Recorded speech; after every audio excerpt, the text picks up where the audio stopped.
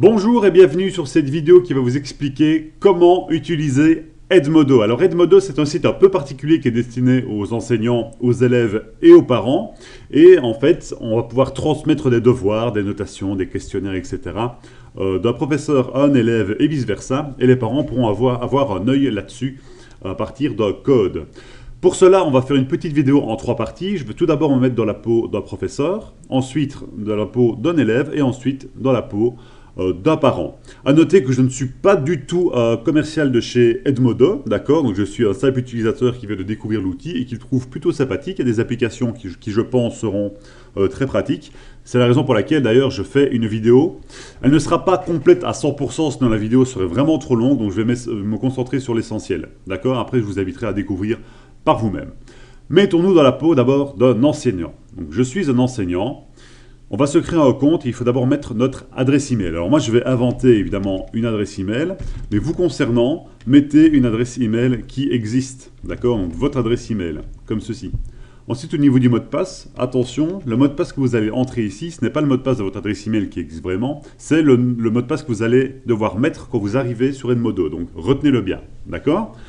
On s'inscrit et on va être redirigé vers une page comme celle-ci, qui va prendre 2-3 informations qui sont vraiment indispensables sur nous. Donc je rappelle que je suis professeur, donc on va d'abord mettre notre titre, monsieur, madame, mademoiselle ou professeur. Je vais prendre monsieur, comme ceci. Prénom, je vais m'appeler Jean. Et nom, Durand. Restons très classiques pour ne pas changer. Voilà, donc monsieur Jean Durand, je suis professeur Durand.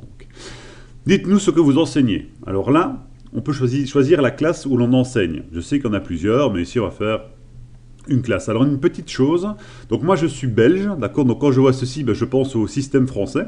Donc les Français, choisissez comme d'habitude. Par contre les Belges, à savoir que en France, la 6e, ce sont les enfants de 12-13 ans, alors que chez nous les 6e, ce sont généralement les rhétoriques, et qui ont donc 17-18 ans. Donc ils comptent à l'envers les Français. Donc vous faites comme vous voulez, mais moi on va dire que je donne cours en première C par exemple, donc la première C c'est 12-13 ans, je vais quand même cocher première, voilà. Ça c'est mon choix, vous faites ce que vous voulez. La matière, on va dire ici que je suis prof de maths, ce sera plus facile à comprendre par la suite. Ici, on peut télécharger une petite photo, donc vous n'êtes pas obligé de mettre une photo de vous, bien sûr, on peut mettre n'importe quoi comme image, mais c'est toujours plus sympa de mettre un petit avatar, surtout pour vos élèves. Prochaine étape. On va créer notre première classe, premier groupe. On va mettre un nom, donc par exemple, ce sera première D, d'accord? Mathématiques. Voilà. Ensuite, retour à la page d'accueil. Et que se passe-t-il? On arrive sur ce qu'on appelle le dashboard. Donc c'est vraiment un résumé de tout ce qui se passe. Et ça nous fait un petit peu penser à Facebook, tout ça. D'ailleurs, Edmodo ne le cache pas. Il le dit clairement qu'ils se sont inspirés de Facebook. Ce qui n'est pas plus mal, je pense, parce que les élèves vont s'identifier beaucoup plus rapidement. On retrouve d'ailleurs un petit centre de notification, ici dans le bandeau bleu. Et on voit que si on a un petit cadre rouge, ici, ça veut dire qu'on a dans ce cas-ci une notification. Donc ici, ce n'est rien d'important, vous l'aurez aussi quand vous allez vous inscrire. C'est Edmodo qui vous dit « Bravo, vous êtes inscrit, découvrez toutes nos affaires, toutes nos fonctionnalités, etc. » Bref, on s'en fiche. Par contre, ce qui est intéressant, c'est ici. Pour l'instant, on n'en a pas, mais chaque fois qu'un élève fera un devoir, par exemple, on aura une petite notification qui se trouve ici. D'accord? Ici à côté, on retrouve les informations concernant notre compte. Et on va cliquer d'abord sur « Commencer » parce qu'il y a une chose que l'on n'a pas fait depuis tout à l'heure, c'est désigner notre école. D'ailleurs, il met d'ailleurs sélectionner une école. Il dit que c'est fait, mais ça ne l'est pas. Je ne sais pas trop pourquoi. Donc, on va faire une petite recherche. Cliquons ici. Et on revient sur nos informations. On peut changer la photo aussi éventuellement. Et ici, on peut ajouter l'école. Alors attention, moi je suis belge. D'accord? Donc j'ai coché Belgium. Si vous êtes français, cochez la France. Sinon, vous n'allez pas trouver votre école. Donc en Belgique, on va dire que j'enseigne à l'Athénée de Warem, par exemple. Et je tape Athénée de Warem. Voilà. Après, il suffit de sélectionner son école. Ou l'Athénée de Chénet, par exemple, en région liégeoise. Voilà, on cherche un petit peu. Ah, voilà, Athénée de Chénet. Je sélectionne. Alors, je sais que ça n'apparaît pas, mais c'est sélectionné quand même. D'accord? Peut-être qu'ils vont régler ça à l'avenir. Allez savoir. Une fois que c'est fait, revenons à l'accueil. Donc, la petite maison. Et voici, à nouveau, la page de tout à l'heure. Ici, nous avons nos groupes. Celui que j'ai créé précédemment, la 1D mathématiques. On peut rajouter plusieurs classes évidemment, hein. Les professeurs ont rarement qu'une seule classe, donc on peut créer plusieurs groupes ici. D'accord? Par contre, si je veux pousser un devoir ici à mes premières D mathématiques, je clique dessus, Et là, on voit qu'on peut faire plusieurs choses. On peut mettre une note, donc un message à tout le monde, créer un devoir, créer un questionnaire, un sondage, et voilà. Pour le devoir, on clique sur devoir, c'est vraiment un titre d'exemple. Titre du devoir, équation A1 inconnue, on va dire. Date butoir, donc la date à laquelle le devoir doit être fait. Donc ici, je suis le 8 décembre 2015, donc on va dire pour le 11 décembre, vendredi. Voilà, c'est en format américain, hein, faut pas s'étonner à ce niveau-là, puisque Edmodo est américain, d'accord? Donc là, c'est bien 11 décembre 2015. Est-ce qu'on verrouille ce devoir après son échéance? Autrement dit, est-ce qu'après le 12, ils peuvent encore faire le devoir? Donc ça, c'est pour les retardataires, c'est à vous de voir. Et est-ce que ça compte pour le cahier de code ou pas? On peut décrire le devoir. Ici, admettons que j'ai plusieurs classes, par exemple, j'ai la 2D, la 3D, eh ben, je peux mettre ici pour la 2D, hop, et vous sélectionnez dans le groupe qui apparaîtra. Ici, il n'apparaît pas parce qu'évidemment, je n'ai qu'un seul groupe pour l'instant. Donc tout ça, c'est fait. Il ne reste plus qu'à attacher un fichier. Donc on va chercher un PDF, un Word, un Excel, peu importe, donc un fichier qu'on pourrait leur envoyer qu'ils peuvent imprimer. On peut partager un lien, ajouter quelque chose à la bibliothèque, donc ça c'est un peu un cloud en fait, donc un peu comme Dropbox, OneDrive, Google Drive, etc.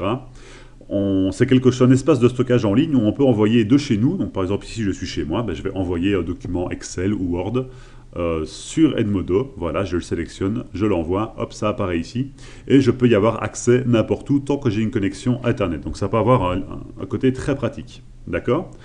On peut aussi, hop, comme vous le voyez, associer son compte Google Drive. Donc si vous ne connaissez pas, ce n'est pas grave, si vous connaissez, vous savez ce dont je suis en train enfin, vous comprenez ce que je veux dire. Il est tard ici. Voilà. Soit, une fois que mon devoir est fait, je peux l'envoyer tout de suite. Je clique ici sur envoyer donc. Ou je peux le programmer. Donc par exemple, je fais ceci à l'avance, même un mois à l'avance, et je dis, tu renvoies ce message à tous mes élèves le jour avant, donc le 10 décembre. D'accord? Je choisis à quelle heure? Le 8 h du matin, 8 a.m.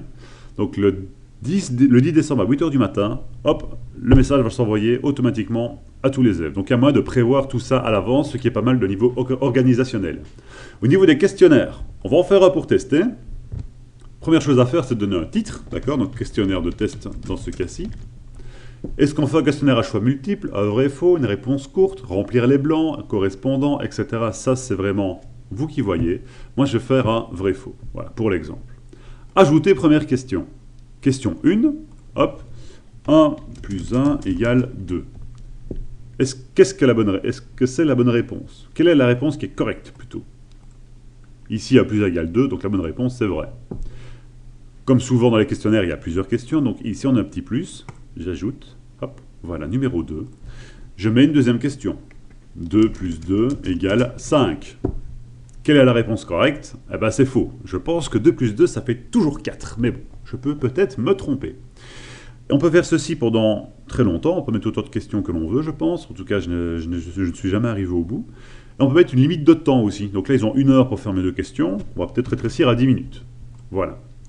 Ici, on a des options. Est-ce que les résultats de l'élève s'affichent après qu'il ait effectué? Donc si par exemple, il a 2 réponses justes, eh bien, il verra ses réponses si c'est juste ou pas. Voilà, sinon il peut rester dans l'inconnu, il envoie son questionnaire, il ne sera pas au courant de ses cotes avant que vous le disiez. Est-ce que les questions doivent apparaître dans un ordre aléatoire aussi? Voilà, ça n'a pas besoin d'explication, je pense que vous avez compris. Une fois que c'est fait, je clique sur terminer. Et mon questionnaire de test arrive ici. Alors mon questionnaire, j'aimerais bien qu'on le remplisse pour le vendredi 11 décembre, donc dans 3 jours. Il va compter dans le carnet de code. Je veux l'envoyer aux mathématiques, et je ne veux pas l'envoyer plus tard, je veux l'envoyer maintenant. Donc je l'envoie tout de suite. Hop. Voilà. On me félicite, c'est mon premier questionnaire, c'est super, ils sont gentils chez Edmodo. Voyons combien de membres vont recevoir ce questionnaire. Eh ben oui, le problème, c'est qu'on n'en a pas encore. Pour l'instant, il n'y a que nous, monsieur Jean Durand. Je suis l'enseignant, je vais te créer le groupe et il n'y a personne ici. Ben, c'est normal, parce que vos élèves, ils vont devoir vous rejoindre. Et pour ça, ils vont devoir s'inscrire, mais ça, on verra ça en partie 2. Très important, très important, c'est ceci. Le code qui s'affiche là. Il faut absolument que vous le communiquiez à vos élèves, sinon ils ne retrouveront jamais le groupe que vous avez créé. Vous pouvez inviter vos élèves ici, d'accord? Par exemple, je recherche un élève, on peut taper son nom et son prénom et le retrouver. Mais bon, la plupart des élèves ne sont pas encore sur Edmodo, en tout cas dans la région francophone de notre globe. Donc on peut soit les inviter par email, mais je vous entends aussi, je suis professeur également, taper tous les emails de nos élèves, ça risque de prendre un moment, mais ça reste une solution. Donc moi, la solution que j'ai choisie, c'est de mettre ce code-là au tableau ou leur donner par petit papier. Comme ça, ils ont le code, et c'est beaucoup plus facile comme ça, je pense. On va copier ce code, d'ailleurs, hop. Parce que de nouveau, je vais en avoir besoin. Je vais le mettre ici en haut. Ah. Voilà, je vais le mettre là en sauvegarde, c'est mieux. Je ne sais pas pourquoi mon ordinateur a l'air de petit peu bugger. Ce n'est pas grave. Voilà, donc c'est fait. Au niveau du prof, on a vu un tout petit peu... On a vu l'essentiel. Si vous avez d'autres questions au niveau du professeur, je vous invite à cliquer ici. Hop. Et cliquer sur Centre d'aide. Là, vous avez plein de réponses à vos questions. On vous répond bien plus en détail que moi. À nouveau, moi, je me concentre sur l'essentiel. Voyons maintenant la partie 2, l'élève. Bienvenue dans la deuxième partie d'Edmodo, à savoir, mettons-nous dans la peau d'un élève. On est parti, je suis un élève, et je peux déjà prêter le code que j'ai reçu par le professeur. Voilà, je fais un bon copier-coller pour ma part. Voilà. Prénom de l'élève, on va dire Laura. Nom, l'appel. Code du groupe, c'est là que je colle le code que j'ai reçu. Nom utilisateur, ben, ce sera Laura Test. Email, déjà pris. Laura Test 1, 2, 3. Voilà. L'élève aussi met son adresse email, même si c'est optionnel. Je vais donc laisser vide. Mot de passe, c'est le mot de passe que l'élève va rentrer et il faut faire très attention car il faut bien le noter pour pouvoir y rentrer ultérieurement. Donc ici, je vais taper un code tout à fait basique pour que je m'en souvienne. On s'inscrit gratuitement, parce que je rappelle que tout est gratuit sur Edmodo. C'est d'ailleurs une de ses forces. Et on arrive ici. Voilà, donc qu'est-ce qui se passe? Grâce au code que l'on a introduit précédemment, on est déjà dans le groupe 1D mathématiques que j'ai créé avec le professeur de tout à l'heure. D'accord? Donc on a un petit message qui nous dit « Bienvenue Laura, l'appel donc, etc. etc. » On voit que Monsieur Durand, donc le professeur de tout à l'heure, m'a soumis un questionnaire de test. Et on peut compléter le questionnaire parce qu'on sait que l'échéance est le 11 décembre, à savoir dans 3 jours, donc ne faut pas trop traîner. Complétons le questionnaire. Voilà, on nous dit qu'il y a 2 questions et qu'on a 10 minutes pour le réaliser. On est parti, je démarre. Question 1. 1 plus 1 est égal à 2. Est-ce que c'est vrai ou est-ce que c'est faux? Bon, on va dire que c'est vrai. Voilà. Je passe on ne sait pas si c'est bon ou pas pour l'instant, mais on a répondu. Passons à la question 2. 2 plus 2 égale 5. Bon, on va dire que je suis très naze en maths. C'est vrai aussi. Voilà. Tout ce qu'on voit, c'est pas parce que c'est vert que c'est juste. D'accord? Donc c'est pour ça. Ça veut juste dire qu'on l'a fait. Voilà. C'est fait. On y a répondu.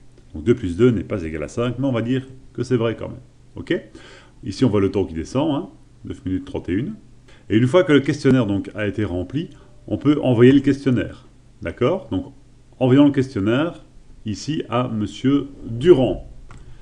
J'envoie. Est-ce que vous êtes sûr d'interrompre le questionnaire? Donc, est-ce que vous êtes sûr de l'avoir terminé? Oui, donc je soumets mon questionnaire à mon professeur. Voilà, on vous dit que le questionnaire est terminé. On a rempli 2 questions sur 2. On peut voir nos résultats, si on le désire. Donc, allons voir les résultats. Question 1. On a un petit point vert ici, par contre. A plus A est égal 2. La réponse correcte était vraie. Donc, ça, c'était la bonne réponse. Donc, c'est parfait. Par contre, question 2. J'ai mal répondu, d'où la boule rouge. 2 plus 2 n'est pas égal à 5, donc j'avais répondu vrai, bah non. Donc c'est répondu en rouge. Et la vraie réponse, la bonne réponse, était la réponse fausse. C'est pour ça que ça s'affiche en vert. Donc ce qui est pas mal, c'est donc que l'élève puisse voir un petit peu ses résultats. Donc il a un peu son propre coach à ce niveau-là. Aussi, l'élève ne peut plus changer ses réponses. Hein. Donc ça, c'est vraiment le feedback personnel. Mais c'est trop tard, il ne peut plus changer son questionnaire. Donc le professeur va avoir la même chose qu'ici. D'accord? Je reviens dans mon accueil, comme ceci.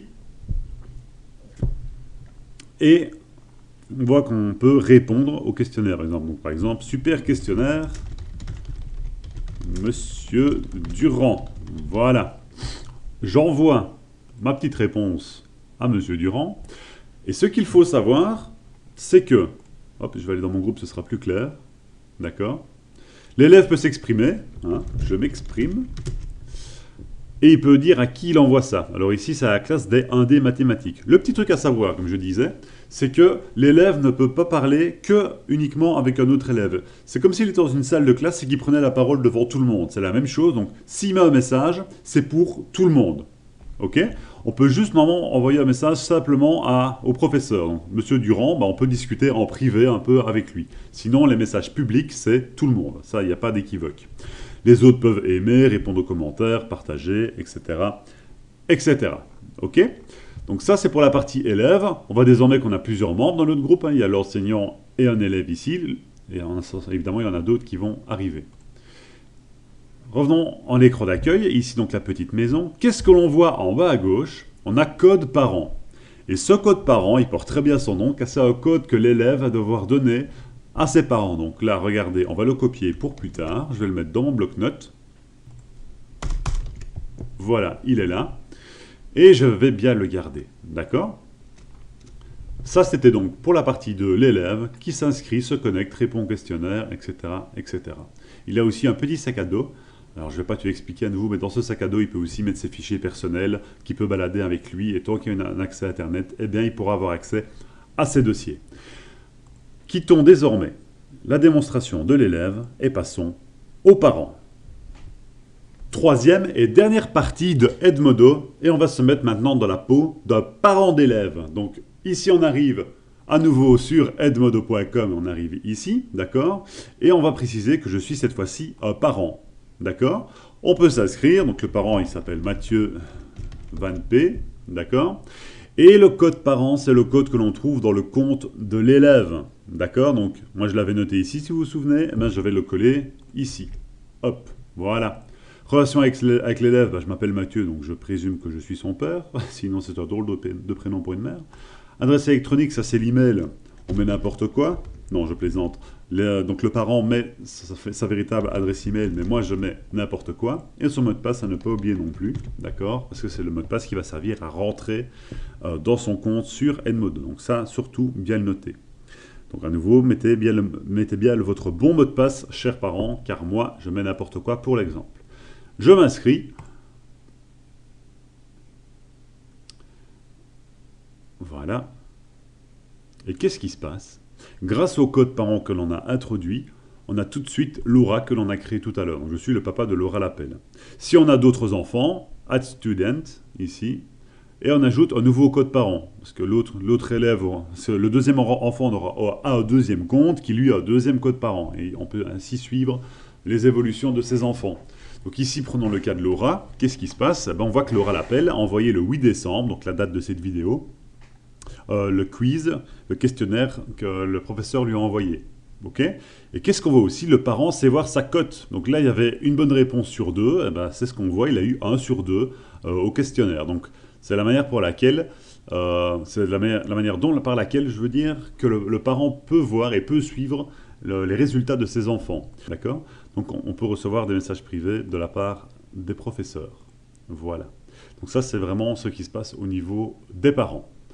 Partons désormais des connexions. Voilà, je vais revenir à l'écran de base de Edmodo. Et on va se connecter en tant que professeur.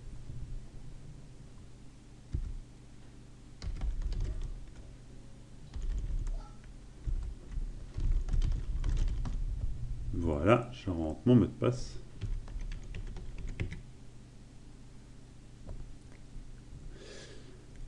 Et on arrive à nouveau ici que l'on connaît, si vous avez regardé la première partie, et on voit que j'ai une notification ici au-dessus. Comme sur Facebook, je clique, et qu'est-ce que je découvre? C'est que Laura Lapelle, étudiante, a rejoint mon réseau. Donc si je vais dans mathématiques, voilà, je vois désormais que j'ai 2 membres, dont Laura Lapelle, pour le petit test ici qu'on en a fait ensemble. On voit le message que Laura a mis, je m'exprime. On peut aimer, répondre. On va répondre à un truc très paternaliste, c'est bien que tu t'exprimes, ma grande. Voilà, questionnaire de test. Alors là, on voit qu'il y a un test qui a été rendu. Et donc, si je clique dessus, hop, je vois que Laura Lapelle a répondu, qu'elle a fait un score de 1 sur 2. D'accord? Répartition des questions. Voilà, ici c'est bon, ici c'est mauvais. Si je clique sur Laura Lapelle, je vois le détail. Première question, c'est bon. Donc, je sais voir sur quelle question elle a buté et éventuellement refaire un feedback plus personnalisé qu'on la verra en classe ou par l'intermédiaire de Edmodo. D'accord? On peut faire aussi un commentaire en direct, hein, sur la réponse, comme ça c'est peut-être plus rapide et facile, et l'élève garde une trace également. Voilà, donc je pense que vous avez désormais compris à quoi sert Edmodo, un petit peu comment ça marche. On peut rajouter d'autres professeurs, hein, inviter vos collègues ici, on peut inviter les autres personnes qui sont sur Edmodo, comme ça vous pouvez discuter également avec eux, d'accord? Et voilà, je pense avoir fait le tour. À nouveau, si vous avez des questions, vous cliquez sur la petite flèche, centre d'aide, et vous cherchez un petit peu les réponses à vos questions. Alors un petit truc, allez, un petit truc en plus, on peut donner aux élèves un badge. Donc là j'ai cliqué sur le nom de mon élève, et on peut lui donner un badge.